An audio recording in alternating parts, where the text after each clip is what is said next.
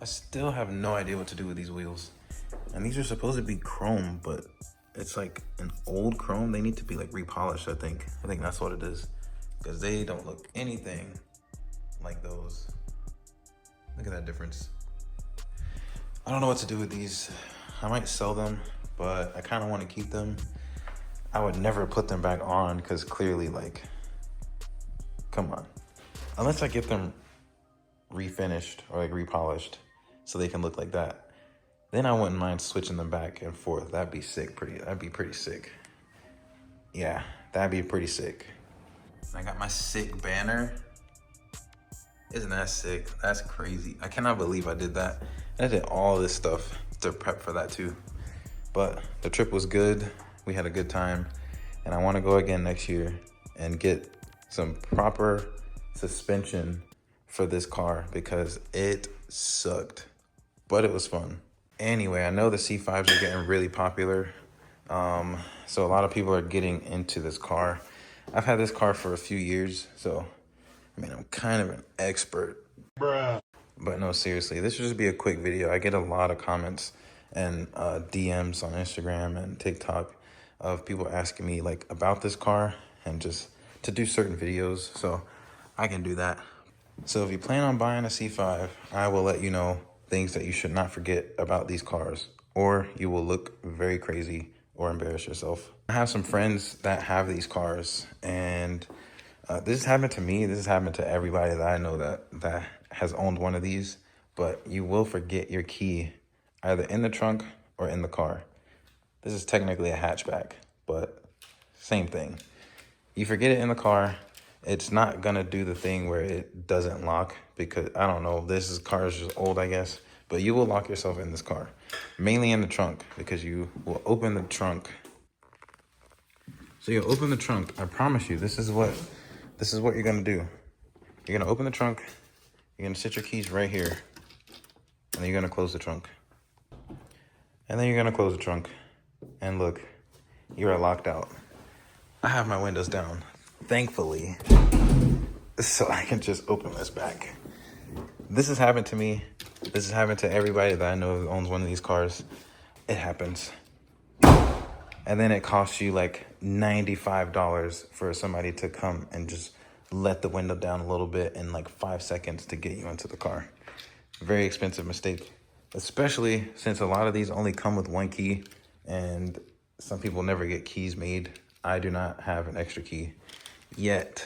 I will get one day, just not today. So I have a lip on this car, and these cars already come pretty low stock. You will end up running into curbs on this car, depending on how high the curb is, especially with the doors. Sometimes the doors can hit curbs if the curb is too high. I've had that happen before. Luckily, it didn't actually hit, but it was like this close. Ugh. But if you have a lip on, you will definitely want to back into parking spots. It's just easier that way, I think. What I do, I just kind of guesstimate where I'm going to be hitting the curb, and I'll just park maybe like back here and then step out and take a look, inch up a little bit more, and then we're good. It's always easier to just reverse in so you don't break a lip. I'm used to lower cars. My last car was lower than this one, and I've broken that lip at least 10 times.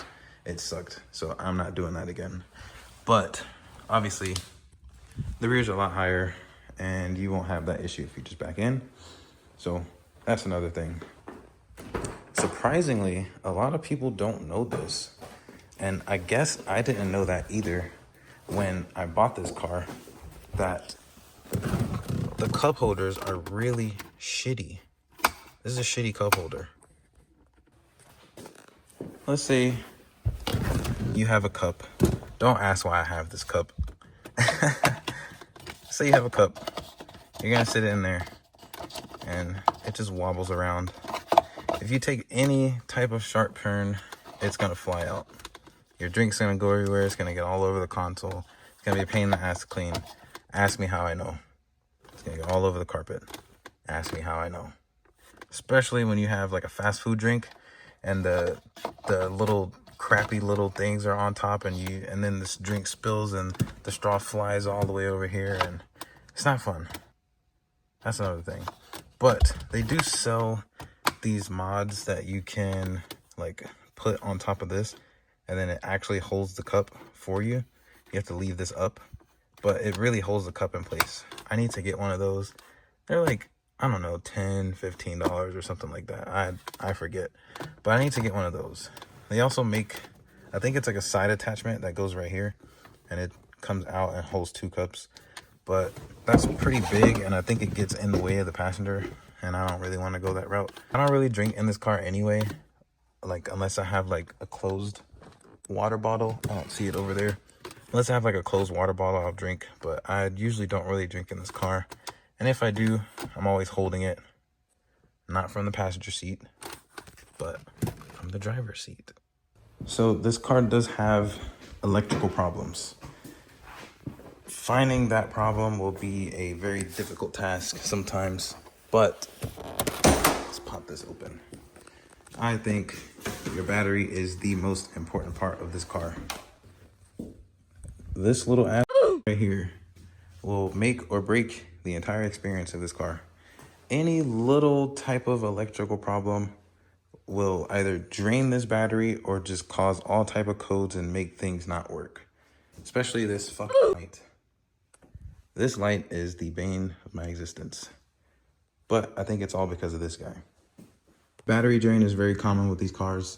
So what I found and what I think was my issue, whenever this car died within like a week or so, I think it was because of my dash cam. And I always have that plugged in.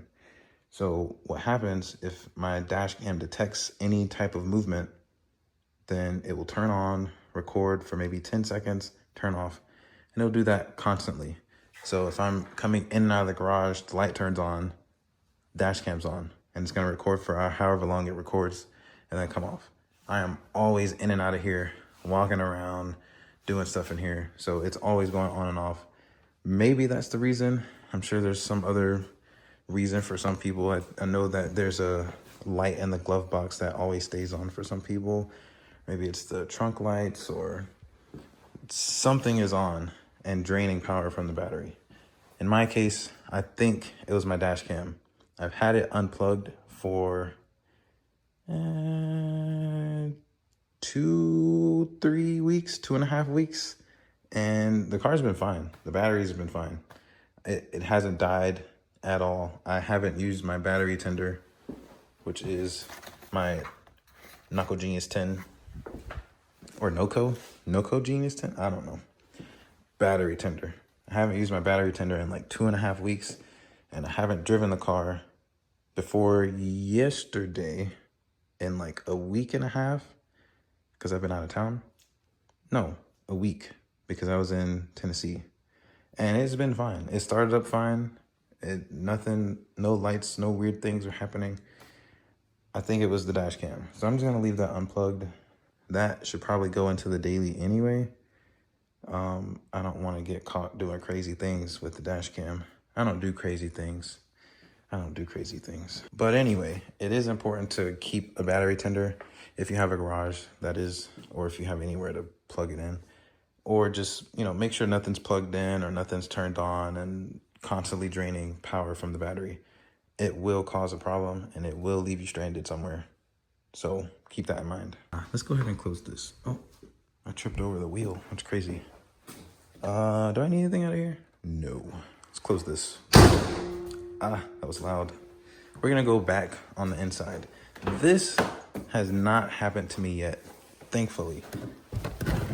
But it almost did. And that is the T-top. It's dark in here. That's a little better. You know what? This actually works a little bit. Let's do this. The T-top, they have a latch right here.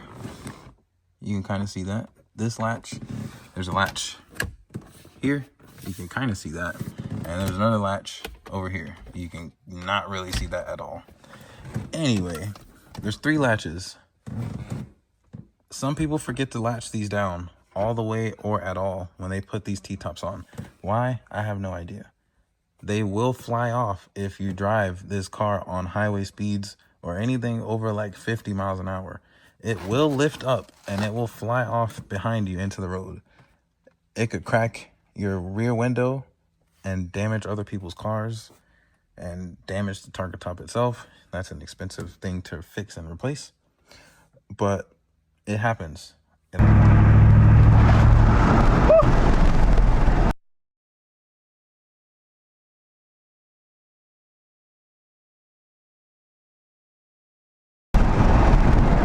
almost happened to me last week.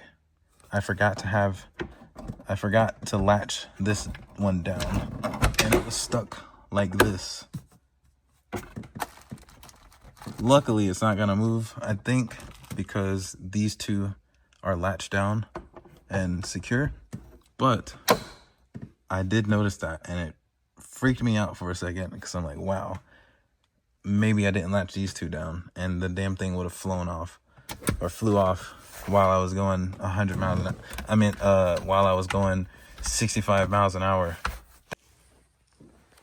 But if this isn't latched, it's very easy to lift. And once it gets a little bit of air in this little pocket right here, it will literally fly up and off. Like there's many videos of that happening, and it's actually insane. And if you have the glass one, I think the glass one will just shatter. I do want to get the glass one. They're so sick. But that's like $1,200, and I have other stuff that I need to do to this car. And if I did get the glass one, they're basically black, and then I'll have to get this wrapped black to match this whole aesthetic because my windows are also tinted like really dark. Anyway, latch your roof down. Do not forget. I never take this off. Maybe like once in a blue moon, but I don't have to worry about that. Latch your roof down. Very common things that people forget. I've forgotten a lot of these. Luckily, I haven't broken anything, but some people have. So learn from other people's mistakes and enjoy your C5 when you get one. Or if you even want to get one, you should get one. Get one and enjoy it. See y'all later.